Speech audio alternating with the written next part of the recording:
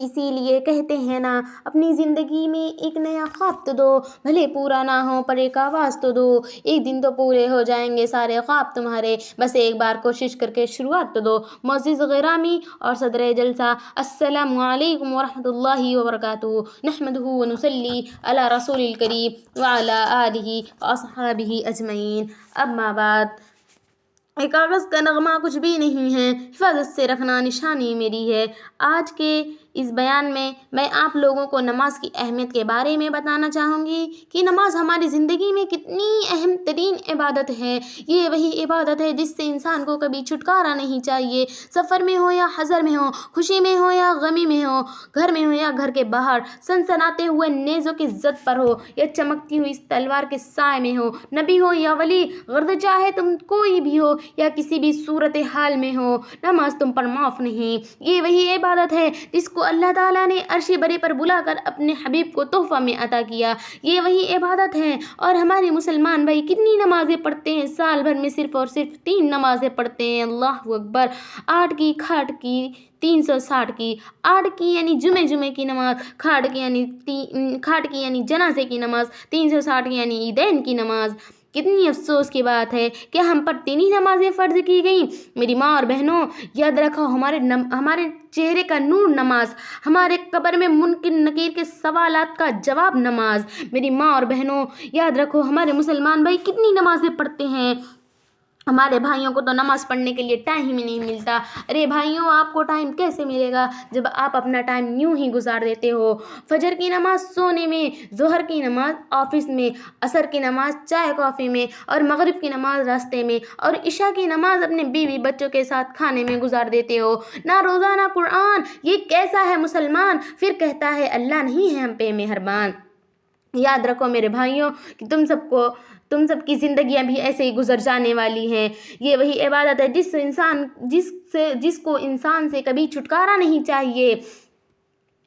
یہ وہی عبادت ہے جس پر رسول اللہ صلی اللہ علیہ وسلم نے فرمایا، من علم ان الصلاۃ حق واجب دخل الجنہ، جو نماز کو اپنے اوپر ضروری سمجھے وہ جنت میں داخل ہوگا۔ یہ وہی عبادت ہے جس پر رسول اللہ صلی اللہ علیہ وسلم نے فرمایا، جس نے ایک وقت کی نماز کو ترک کیا جان بوجھ کر، اسے 2,88,00,000 برس جہنم میں جلنا ہوگا۔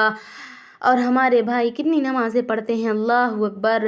اور جو سستی کر کے پڑھے انہیں 15 قسم کے عذاب ہوں گے۔ یہ وہی عبادت ہے جس پر رسول اللہ صلی اللہ علیہ وسلم نے فرمایا، الصلاۃ عماد الدین، نماز دین کا ستون ہے، ہمارے چہرے کا نور ہے۔ نماز کے بغیر ہمارے تمام عمل بیکار ہیں۔ ذرا غور کیجئے، ہمارے اللہ نے ہمیں 24 گھنٹے دیے، یہ 24 گھنٹے ہمارے ہیں، ہم سے یہ کوئی نہیں چھین سکتا۔ ان 24 گھنٹوں میں اگر ہم اپنے خدا کو، اپنے پروردگار کو صرف 5 وقت نہ دے سکے، وہ ہمیں صرف اور صرف دن بھر میں 5 مرتبہ بلاتا ہے، اگر ہم 24 گھنٹوں میں 5 وقت نہ دے سکے تو یہ ہماری بدقسمتی نہیں تو پھر کیا ہے؟ ذرا غور کیجئے، اگر اس دنیا کا کوئی بڑا آدمی بلاتا ہے، یا کوئی ڈی ایم بلائے، سی ایم بلائے، ڈی سی بلائے، پی ایم بلائے، یا کوئی اور بلائے، ہمارے دوست بلائے، ہمارے ہم نشین بلائے، تو ہم فوراً چلے جاتے ہیں۔ اللہ اکبر! ہمارا خدا جس نے اس کائنات کو بنایا وہ ہمیں 5 وقت بلاتا ہے، وہ وقت بھی نہ دے سکیں؟ جو ہمارے زمین آسمان کا بادشاہ ہے، جس نے ہمیں عزت دی، جس کے اختیار میں سب کچھ ہے، وہ جب چاہے کسی کو ذلیل کر دے، وہ جب چاہے کسی کو عزت دے دے، وہ جب چاہے کسی کو روزی دے، وہ جب چاہے کسی سے چھین لے، ساری بھلائی اسی کے دست و قدر میں ہے۔ وہ اللہ ہے، وہ تمام جہانوں کا مخلوق ہے، مخلوقوں کا بھی بادشاہ ہے، اس کی قدر سب پر حاوی ہے۔ وہ جب بلائے تو کانوں میں جوں نہ رہیں گے۔ اے میری ماں اور بہنوں، یہ ہماری بد نصیبی نہیں تو پھر یہ کیا ہے؟ ہماری ماں اور بہنوں، ہم نماز نہیں ادا کریں گے تو جنت میں کیسے جائیں گے؟ اسی بات پر مجھے ایک شعر یاد آیا، بستر سے اٹھ کے مسجد جا نہ سکے اقبال، اور خواہش رکھتے ہیں قبر سے جنت جانے کی۔ مجھے امید ہے کہ آپ لوگوں کو میرے اس چند الفاظ سے نماز کی اہمیت کے بارے میں معلوم ہو گیا ہوگا۔ میں اپنا بیان ادھر شعر سے ختم کرنا چاہوں گی۔